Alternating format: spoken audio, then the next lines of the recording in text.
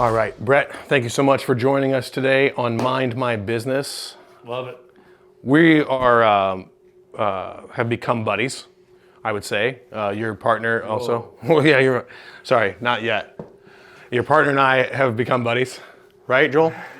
Yeah, so we're buddies. But I want to talk to you guys about, you have all these great products, but these products are all produced in a place that maybe not everybody knows about yet, and that is the Kitchen Hub, Yes. right? Yes, indeed. And just off frame here, but we'll show it in the description bar, is your grand opening of the Kitchen Hub.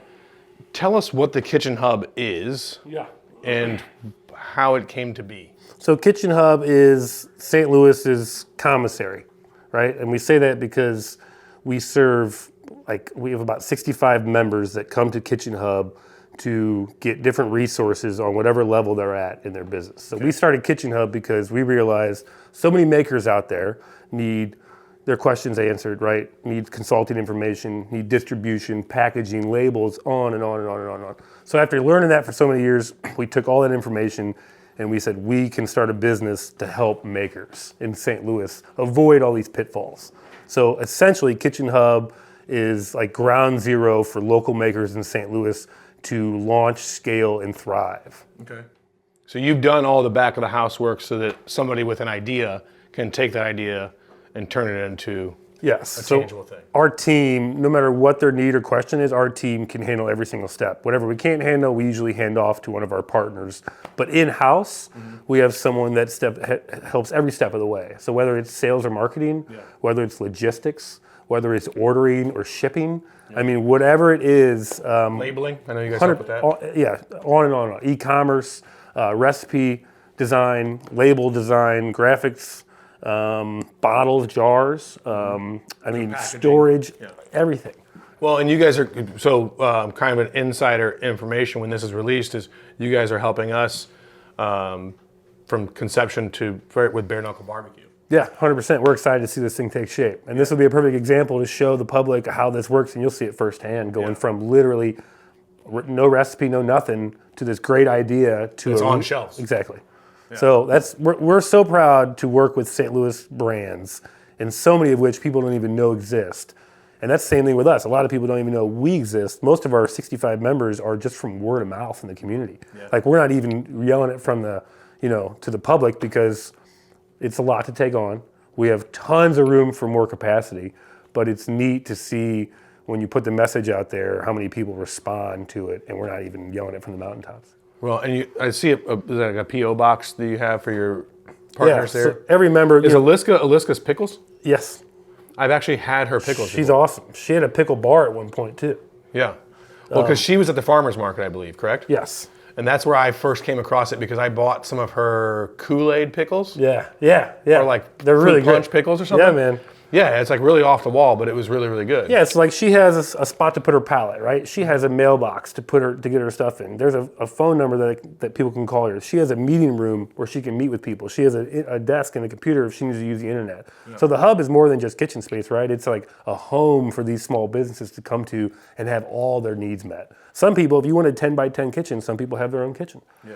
So Two Men was the origin, right? And then all the lessons we learned from Two Men. You want to share it. Which is, so invaluable. We just started, we were already sharing it. And then we realized that people are really benefiting from this information, so we should scale this. Yeah. And here we are 3 or 4 years later, and we're looking for more space. And now Paul Newman doesn't have to be the only one with a dressing. Exactly. So anybody with a deal. And so you've got all kinds of products, but you were telling me about something else that's exciting that you guys do.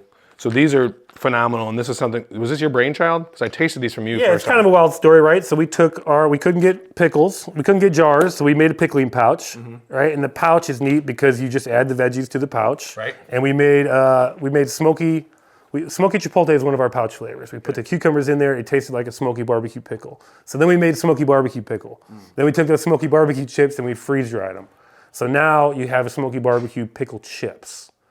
Which is crazy. Which is unbelievable. And it's innovative in so many ways. And that's what the Hub's all about, though, is experimenting, innovation, trying new things. Even the network of people here, you'll hear more about in a little bit, is the biggest backbone of this business, is the amount of people that get together and share information. Yeah. That's so invaluable. And there's some other ways that you've reached out in the community. One that I know about, and please tell me if there's more, because I believe there are. But you guys are a big Spencer. You guys are a big sponsor and partner with pickleball. Yeah, so not a lot of people realize it, and a lot of people do, but we have our own professional pickleball team, the Shock. Yeah, St. Louis does. St. Louis Shock. Yeah. The Chaffetz family, the wonderful Chaffetz family at SLU has brought a professional pickleball team to St. Louis. It looks like in the future there will be some type of court as well for people to go to and see tournaments. Okay. It's kind of unknown now a little bit because there's no tournaments here yet, but we do have a professional team. They're really great. They're winning and touring all over. Would you say it's kind of a big deal? Huge deal. Yeah, cool. Huge deal.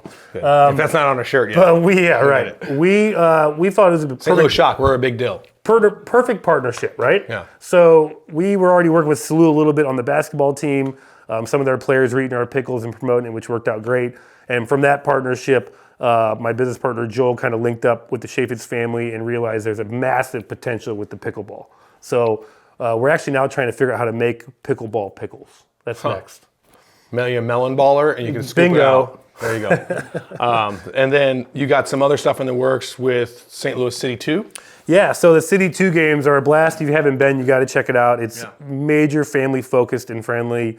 It's a huge turnout of kids and families at the City 2 games. City games are obviously great too. The City 2 is neat because they close about half of the food at the stadium and they open up the other half. So it allows people to kind of, have more of a concentrated flow on certain foods, which are great for snacks and families. But it's been lights out at the City 2 games. We get a phenomenal response. We're doing loaded nachos with all of our salsas, and then we do pickle on a stick. Okay. So we're taking a whole dill pickle, literally putting it on a stick, putting it in a bag and handing it to people. Okay. People are loving it because it's low calorie, filling, affordable, and friggin' delicious. And it's almost like a carnival food. Correct. We actually saw it at the Iowa State Fair, and we were like, we're taking this back to St. Louis. So that's kind of a perfect thing too, because of what many people may not know also about St. Louis, unless you're raised here, because it was kind of driven into us as grade schoolers, is a lot of carnival fair foods were created here in St. Louis. From the World's Fair. From the World's Fair in 1904, right? Yep. So waffle cone, I know, is one of them. I believe lemonade. Let's just say pickle on a stick is a World's Fair thing. Pickle on a stick is the new coming of the World's Fair. It's the second coming of World's Fair. It's an original St. Louis thing that we all forgot about, and we're going to bring it back. Yeah. If you look at old photos of the World's Fair, you'll see pickle on people, a stick. For sure. And it'll look like corn dog, but that's a pickle. That's a pickle. Yeah, for sure. So what else do you guys maybe have going in the works? Where's 2025 going to take the Kitchen Hub perfect world? It's a great question. So actually right now, we are really proud to say that 2 Men has grown significantly around the United States, which is great. So we're kind of taking all that power and that knowledge and we're kind of bringing it back to the hub to help our members thrive. So in 2025, our big focus is continuing 2 Men, but really helping the hub take on more members and give all those our current members and our new members even better services. Will you always say 2 men, or at some point are you going to have to be many men and use the 50 Cent song? It's a good question because we have women, I make my kids help sometimes. We have a massive team, so it's way more than 2 men. And also, one of the things that I want to talk to everybody there about is if you have an idea, how do they get a hold of you? Where do these things start? So someone comes in, a person we mutually know, Elizabeth Pickles, do you approach them? Do they come in here, they call you? Where does that start? Because the second thing I want to find out from Karen, who really makes everything run around here, right behind the scenes, is the conception to what's executing. So I have an idea for a thing. Well, let's just use bare knuckle barbecue sauce. So I work with a lot of the Blues alumni guys. We had an idea to do bare knuckle barbecue sauce. We sat down and met with you guys. One of my pain points was labeling. You guys have taken that out of control. One of my other pain points is how do I get into stores? Right? You guys help with that. Where does it stop and start? If somebody has an idea. Yeah, no, that's great. The best way to find us is to just legitimately go online to twomeninthegarden.com or kitchenhub.com. Okay. Just that simple. You could even Google commissary kitchens in St. Louis and you'll probably find us. Okay. But the best place is to check out our websites. Is it Food Corridor? Is that the... KitchenHubSTL.com. KitchenHubSTL.com. yeah. And we'll make the corrections in post. So this will be in the description line. So and the Food Corridor, is that the other one that we've used? Foodcorridor.com is a good one that actually shows people different commissaries and stuff. What I'll leave you with that we're proud about Kitchen Hub mainly, is you'll see there's other commissaries in St. Louis. I think there's 3 or 4, and we're more power to them, right? More commissaries, the better. What we're really proud of at Kitchen Hub is that we're way more than just a commissary, right? It's one thing to be a commissary and say, here's an FDA-approved space, and give that person the peace of mind. But then what about the other 100 steps, right? A place to put your files, a place to receive mail, a place to network, use the internet, keep things in a drawer, and be able to go to your house and have that your home and keep the business separate. So the neatest thing is all these things that we can do for our members here is the whole name of the game. You're empowering the community to live out their dreams and become their own boss. Yeah, and we like people to just come check us out because we're not locking you into a year contract. We're not keeping you, lock, stock, and barrel. If it works for you, we want you to stay. Yeah. Right? We have people try it for a few months, and then if they want to go, they go. But most people have stayed for a year, 2, 3. Okay. So most people see the benefit and then just continue to add on the different services. Right on. But yeah, I would love for Karen to tell you guys how this thing really goes down. Okay, great. So after this quick break, we're going to come back and we're going to have Karen on, and she'll tell us about the logistics behind the scenes. Karen, thank you so much for joining us today. Thank you. We had Brett on here to start the show out, I guess in the middle section. But what I wanted to find out from you is we've met a few times. Yes. And I'm gracious for your time, so thank you for that. No Because problem. I know you Thank have you. a lot going on behind the scenes here. We do. So what does it take to make the Kitchen Hub operate smoothly? It takes, they do all the work. It takes a lot of dedication, hard work, devotion from the members. Okay. It's inspiring to see them come in excited about what happens. We have consultations with them. We sit down with them and talk to them. And when they walk out that door, I swear they're high stepping. It's like joy because, oh my God, you're helping me. I've had people cry during consultations because they're so overjoyed with what we can offer and what we can give them. So it's a lot of just scheduling and just making sure that we have kitchen time available. We have over 60 members, so when they call in and say, hey, I need 4 hours tomorrow, can I get those 4 hours? And onboarding and talking and consultations, that's one great thing we offer is 60 minutes of consultation per month. Okay. So they come in with questions like, we had one the other day, I have an idea for a business, I want to join, but can we talk about it? To, I have a name, I have a logo, this is what I'm doing, to, I have my products, I just need somewhere to make it out of. So it's all over the place. Yeah. And then when you have all these mailboxes, I spoke with Brett briefly about it too, you've got all these mailboxes. Are you sorting these things out, or do you act as an admin for everybody's business that operates through here? I do. Their mail, they have mail that can come in. And I usually let them know when something important looks like it's coming in if they're not checking it. They have boxes they can receive, UPS, FedEx, anything like that, and I'll let them know.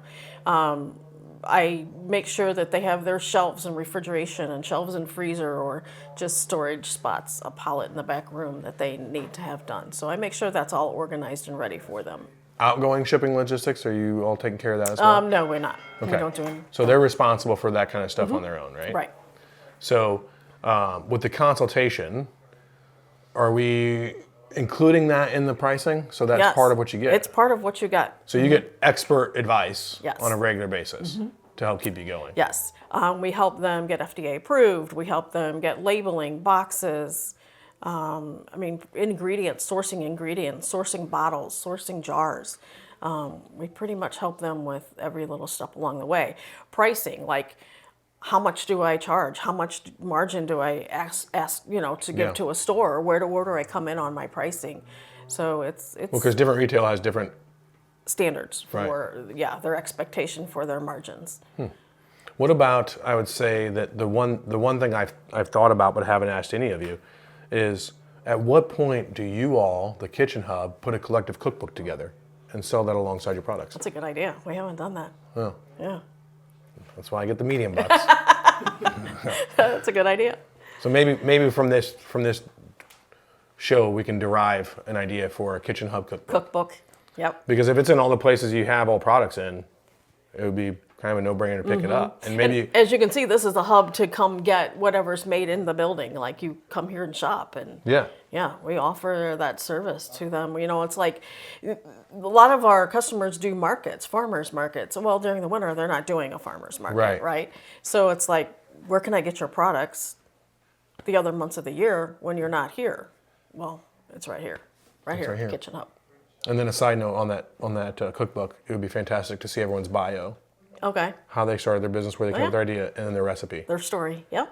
Nice.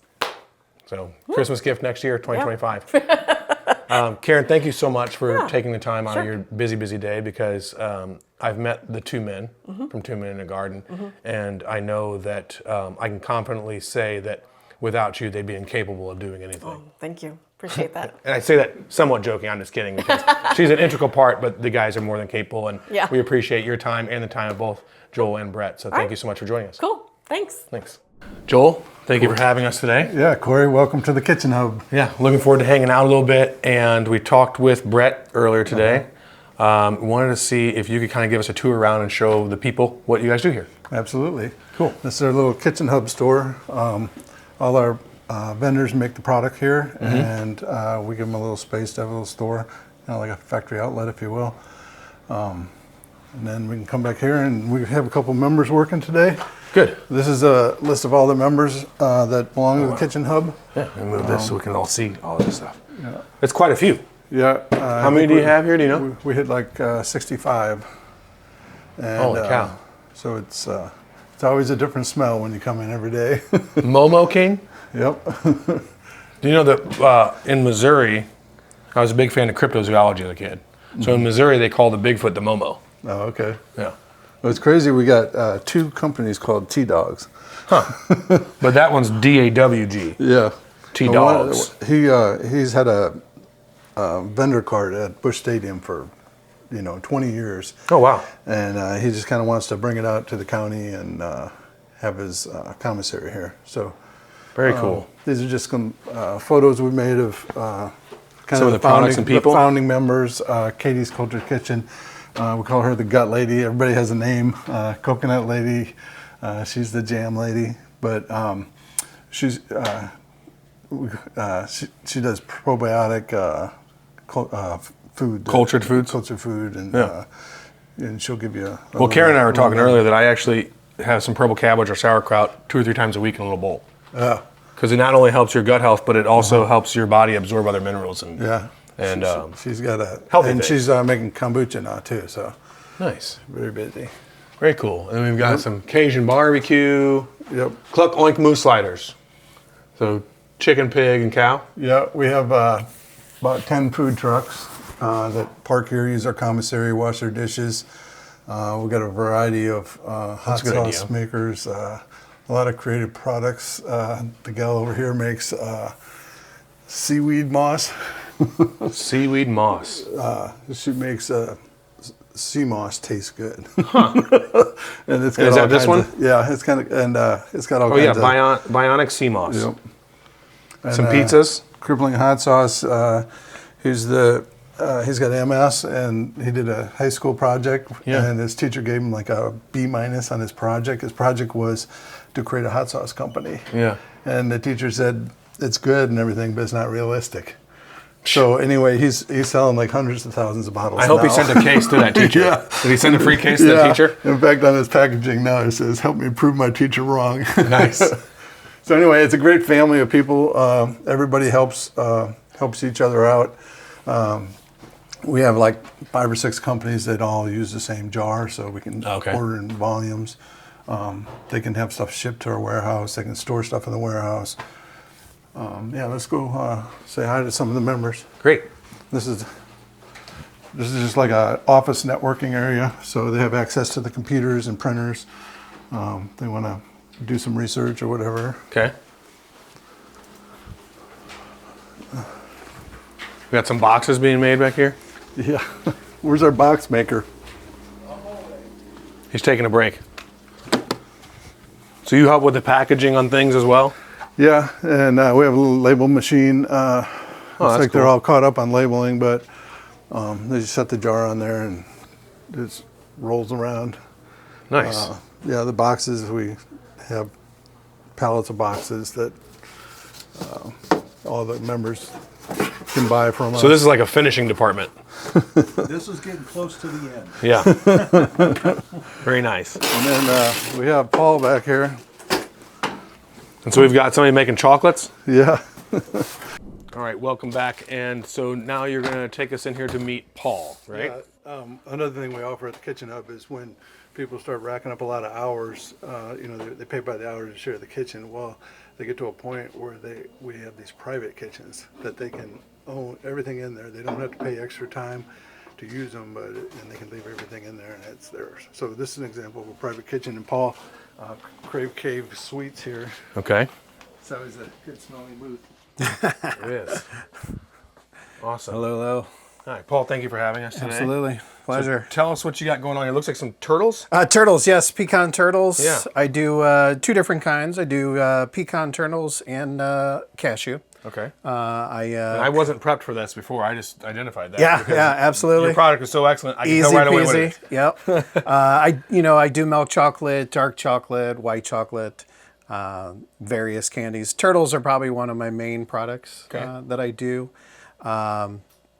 I do cake truffles, molded chocolates, dipped chocolate, stuff like that. Working station Yeah, here. yeah. Everything in here. Cabinets for my storage. Chocolate that I mainly use a microwave to melt everything, or the stove, depending on how much I'm making. Okay. Yeah. So I've been doing this business here for about 2-3 years. Oh, wow. Previously, I did own a bakery Okay. with my family, my wife and my in-laws, for about 12 years. Wow, So that's kind of how it all started. Now, did the pandemic force you to kind of make some changes there, or what? Was that Not necessarily. We kind of set ourselves up in a way that, we had a cake business, did desserts, bakery, donuts, stuff like that. Okay. But we also had a diner. So we did breakfast all day long. Nice. So we had about 6 to 8 tables that we did. So that kind of helped. Yeah, yeah. We became, essential kind of thing. So we were able to stay open as long as we behaved. Yeah. So it kind of worked out. Okay. This all came about because of our cakes. We would always trim our cakes to make them level before we decorate them, and we'd always throw it away. So that cake that got thrown away became the cake truffle product. Got it. So took waste and turned it into profit, essentially. Very cool. And how did you find out about the Kitchen Hub? Kitchen Hub, I moved back here to St. Louis. We had closed down our bakery, moved back here so my kid could go to kindergarten. Okay. My in-laws reached retirement, so that's why we closed down. Got it. And then I believe I found them and another production kitchen, whether it was online or phone book. It was a while ago, so I don't quite remember. Called them both, and unfortunately for the other place, they were the only ones that had availability. Nice. So Nice. I came out here. I'm from South County, which is pretty close to here, so it's not too much of a drive for me. So it was kind of luck of the draw. Absolutely, absolutely. But apparently it's been It's been great. Yeah. good enough for you to stay for this many years. Yeah. I would say I think I got here. It'll be close to a year. I think, if I remember right. Very nice. So I started just as an hourly, the membership, and paid the hourly kind of thing, and it wasn't enough. I needed storage space. Yeah. That was kind of the thing. So I just ended up getting the full-time kitchen. And business is going well, I'm guessing, if you're here still. So far, I mean, I'm just starting out, so I'm taking that hit initially, just to make it work. Because I know since I did own the business before, this will sooner or later be okay. Yeah, So, consistency over time. yeah. Right. Yeah. Where could people at home find your products right now? Oh, absolutely. You can follow me on Instagram or Facebook. Okay. That's what I do use mainly. Post pictures and tell people what market or fair I'm going to be at. Okay. And is that under your personal Facebook and Instagram or? No, it's Crave Cave Sweets, the business. Crave Cave Sweets. Crave Cave Sweets, yes. And we'll put that description in the Sure, bottom, too. absolutely. Thank you. Email, phone, all that is all posted on there, the contact information. So right now you're a gypsy chocolatier. Kind of, sort of, yeah. Nice. Mainly this season, I just did the markets and fairs to get myself out there. But, everyone's asking, do you have a storefront? So I did get into Painted Tree Boutique off of Manchester. The production kitchen does have a booth there. So I started in there, got a shelf from them so I can promote my product, and then have since moved up to a half booth in Painted Tree Boutique as well. Very cool. I sell my turtles, my pretzel squares with caramel and peanut butter, and my chocolate ravioli. Oh, my chocolate ravioli. Yeah. It's probably the best product I make. Yeah. I got lucky when I moved home because I had already named it chocolate ravioli. Yeah, and ravioli for is a big St. deal here Louis. for T-Rags. Yeah. So it tied in really well. But it's a thinly rolled out Rice Krispie treat that I cut into small squares. Then I layer it with caramel and peanut butter. Oh, wow. So when I dip it, it's kind of puffed up like a ravioli. Yeah, it sounds good. Yeah. By far the best chocolate I make. Excellent. And I make lots of chocolates. Excellent. Well, I'll definitely look forward to trying some of those. Yeah. Paul, I want to thank you for your time and definitely. Informing people and speaking to what the Kitchen Hub can be, and I wish you all the best. Oh, yeah, absolutely. Joel, Karen, they all rock. I love this place because it is open 24/7, 7 days a week. Oh, yeah, that's right. So you can come here at 9 p.m. and make chocolates. I'm a night person. So, Right on. I take care of my kid during the day and I come here usually later. Is that where the cave part comes from? No, because it kind of all started in the basement. I worked in the basement of our bakery. Got it. When I came home, I started doing stuff for friends and family. So it kind of tied in that way. Right on. All right, Paul, thank you so much for your Yeah, time. most definitely. I appreciate you guys. Thank you much. It's a little noisy in this part. There's some dishes being washed, some cilantro being made, lots of stuff going on at the Kitchen Hub at all times. Some tomatoes. And one of the other partners here at the Kitchen Hub, Katie, thank you so much for joining us today. So I do locally sourced, organic, hand batches of fermented foods. So sauerkraut and kombuchas. Today we are jarring one of my specialty sauerkrauts, superkraut, full of superfoods. Good for your gut, good for your taste buds too. Is there peppercorns in there? It's fermented with it, but it's not included in the ferment because it is so live and active that it was literally exploding out of the jars. Really? So one of my experiments was taking the peppercorns out of the actual jar itself, but it's So it fermented. created a gas that would pop the lid? Yes, yeah, because it continues. These are That could live. be a fun New Year's thing, though. Yeah, that's Like those are just true. New Year's jars. Yeah, but this is the coveted kraut that when people lose jars of it because Yeah. it just literally shoots over, it's really sad because yeah. it's a very delicious. It's probably hard to clean up, too. Yeah. Yeah. So I actually was talking to Brett earlier and Karen, because I'm going to have to try your product because I do probably 3 cups a week of sauerkraut Oh wow. to help my gut health and help myself absorb other minerals and different things. And Most definitely. yeah, I'm not a big fan of kombucha, but maybe you could convert me at some point because that's probably one of those things that takes getting used to. Yeah. So Well, and my product is unique for the kombucha side because I don't force carbonate.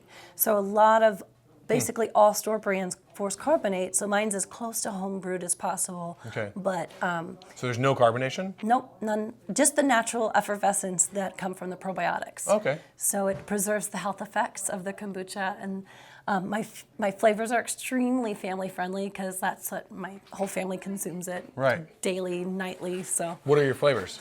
So of the kombucha, my Yeah. flagship flavor is blueberry hibiscus, which Okay. is really delightful. Yeah. And I have a seasonal right now, Jingle Booch, which is my special batch of like cranberry, pear, nettle, and lemon and mint. So it's okay. kind of your UTI blend that really helps with, this time of the year especially because we're filtering so much Sugars. toxins and Yeah. sugars and viruses and bacterias that go through our system. So the more that we can fortify with the good bacteria, Yes. the better. Does it help fight the effects of tryptophan? Because I eat a lot of turkey this time of year. Okay. Well, it'll help you digest it faster. Okay, that works. And then you get the B vitamins from all the probiotics. So, a lot of different acids and enzymes. So it'll definitely, help you. It can't hurt. Can't hurt. Can't hurt. People survive for centuries, for decades of unfermented foods. You know, Yeah. that's the ultimate first. Most countries are big on that stuff. Outside of kind of America's slow to the game, right? Yeah. So that's what I'm doing. I'm making sauerkraut sexy again and kombucha for the masses. You're bringing kraut back. Yes. Yeah. Making yes. kraut great again.